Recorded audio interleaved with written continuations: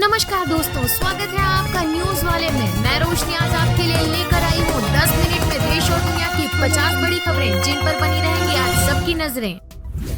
सरकार ने घरेलू गैस सिलेंडर के दाम 100 रुपए घटाए। दिल्ली में 803 रुपए का मिलेगा। इस कटौती के बाद अब दिल्ली में कीमत 903 रुपए से घटकर 803 रुपए हो गई। भोपाल में 808 रुपए, जयपुर में 806 रुपए और पटना में 901 रुपए हो गई है। प्रधानमंत्री मोदी बोले, इससे करोड़ों परिवारों को आर्थिक बोझ कम किया। इससे नारी शक्ति का जीवन आसान होने के साथ ही करोड़ों परिवारों का आर्थिक बोझ भी कम होगा। ये कदम पर्यावरण संरक्षण में भी मददगार बनेगा, जिससे पूरे परिवार का स्वास्थ्य भी बेहतर रहेगा। केंद्र सरकार ने केंद्रीय कर्मचारियों का महंगाई भत्ता 4% बढ़ाकर 50% कर दिया है। ये 1 जनवरी 2024 से लागू होगा। इसका फायदा करीब 48 करोड़ 67 लाख केंद्रीय कर्मचारियों और 67,95,000 पेंशनर्स को होगा। महंगाई भत्ते का कैलकुलेशन देश की मौजूदा महंगाई के अनुसार हर 6 महीने पर किया जाता है। केंद्र सरकार ने उज्ज्वला योजना को 1 साल के लिए बढ़ा दिया, यानी इस योजना के उपभोक्ताओं को 300 रुपए की सब्सिडी 31 मार्च 2025 तक मिलती रहेगी। इसका फायदा 10 करोड़ परिवारों को मिलेगा। अभी दिल्ली में उज्ज्वला सिलेंडर 603 रुपए में मिल रहा है। यूरोपीय देश स्वीडन नाटो का 32वां सदस्य बना। 2022 में रूस की तरफ से यूक्रेन पर हमला किए जाने के बाद स्वीडन ने नाटो में शामिल होने के लिए अप्लाई किया था। 2 साल बाद स्वीडन को नाटो में एंट्री मिली। वर्ल्ड वॉर 2 के बाद से अब तक स्वीडन ने निष्पक्षता रवैया अपना रखा था। कैबिनेट ने भारतीय सेना और कोस्ट गार्ड के लिए 34 नए ALH ध्रुव हेलीकॉप्टर खरीदने के प्रस्तावों को मंजूरी दे दी। इनमें से 25 हेलीकॉप्टर भारतीय सेना को मिलेंगे, जबकि 9 भारतीय तटरक्षक बल को मिलेंगे। इन हेलीकॉप्टरों का निर्माण सार्वजनिक क्षेत्र की कंपनी हिंदुस्तान एरोनॉटिक्स लिमिटेड करेगी। कर्नाटक शिक्षा विभाग ने रमजान के महीने में उर्दू स्कूल के टाइम टेबल को बदलने का फैसला किया है। शिक्षा विभाग की ओर से जारी निर्देश के अनुसार राज्य के सभी उर्दू स्कूलों में पढ़ाई के समय को कम किया गया है। छात्रों को सुबह 10 बजे के बजाय सुबह 8 बजे बुलाया जाएगा।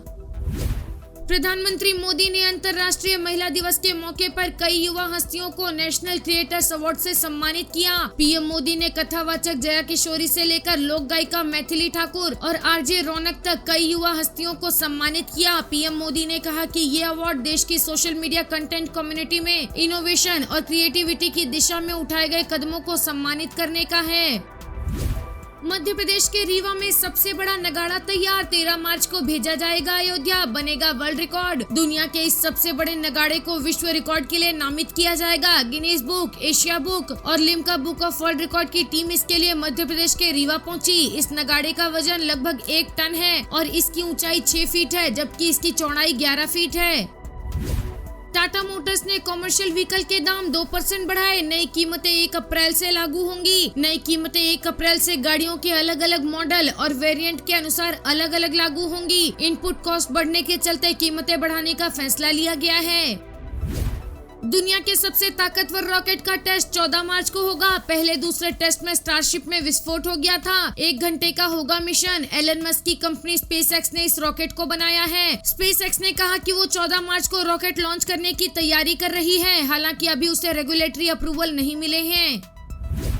अश्विनी वैष्णव बोले, 5 गुना बढ़कर $60 अरब पहुंचेगा मोबाइल निर्यात। मोबाइल निर्यात बढ़ने के साथ आने वाले दिनों में इलेक्ट्रॉनिक्स विनिर्माण क्षेत्र में रोजगार के 15 लाख अवसर पैदा होंगे। अभी इलेक्ट्रॉनिक्स विनिर्माण क्षेत्र में 10 लाख लोगों को रोजगार मिला है, जिनकी संख्या बढ़कर 25 लाख पहुंचने की उम्मीद है।